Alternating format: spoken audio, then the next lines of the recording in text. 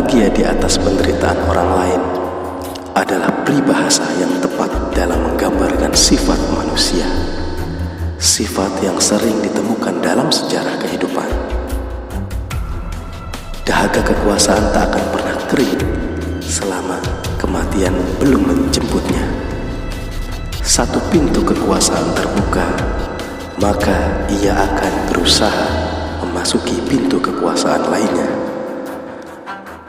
Demi menggapai cita-citanya, seringkali manusia harus meminta tumpah. Ambisi kekuasaan mendorongnya menghalalkan segala cara. Setan telah meliputi hatinya untuk melakukan perbuatan-perbuatan tak terpuji. Darah dan air mata telah menjadi saksi bahwa kesuksesan seringkali meminta korban. Ia melukai kepercayaan, menciderai persahabatan, bahkan menghabisi manusia lainnya. Dan pada suatu masa, doa manusia yang dizaliminya dikabulkan Sang Pencipta. Keturunannya bersimbah darah dari tikaman ujung keris yang sama.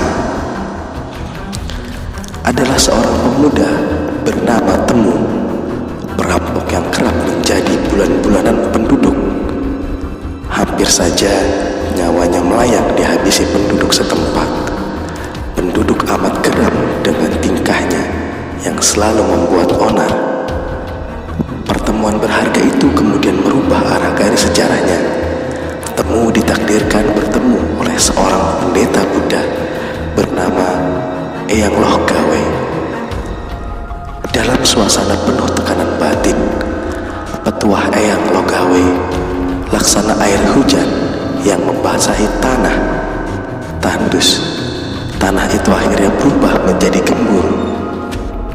Temu merasa pertemuan ini adalah momen akhir dari sepak terjangnya menjadi seorang perampok. Eyang Loh Gawe mengajaknya agar ikut belajar bersamanya menimba ilmu agama. Temu kemudian mengubur dalam-dalam masa lalunya, mengganti namanya menjadi Ken Arok. Eyang Loh Gawe adalah pendeta Buddha yang amat dihormati di daerah Panawijen Tumapel. Semua penduduk pasti mengenal tokoh agama dari India ini, termasuk Sang Aku Tunggul Ametung. Dengan penghormatan yang amat besar itulah memudahkannya bernegosiasi. Ia meminta Tunggul Ametung menerima muridnya Ken Arok menjadi pengawalnya. Ken Arok begitu kaget melihat istana Tunggul Ametung begitu megah. Ia amat takjub kepada Tunggul Ametung yang begitu gagah. Konon, ia juga memiliki permaisuri yang sangat cantik.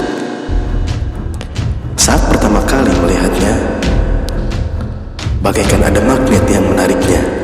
Matanya tertuju pada permaisuri cantik dan jelita. Tunggul Ametung menerima Ken Arok menjadi bagian dari Tumapel. Ia memiliki tugas khusus mengawal rombongan Aku. Kecekatan dan ketangkasannya membuat decak kagum Sang Aku. Dari prestasi itulah Ken Arok dipercaya menjadi pengawal pribadi.